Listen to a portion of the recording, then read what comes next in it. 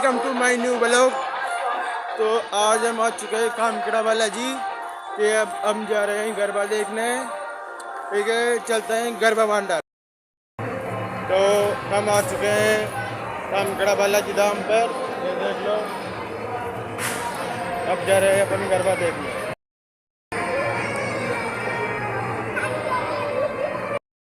तो गाइस हम जा रहे हैं अब गरबा देखने। ये हमारा दोस्त है ललित, इसको 100 रुपया करके फॉलो करो।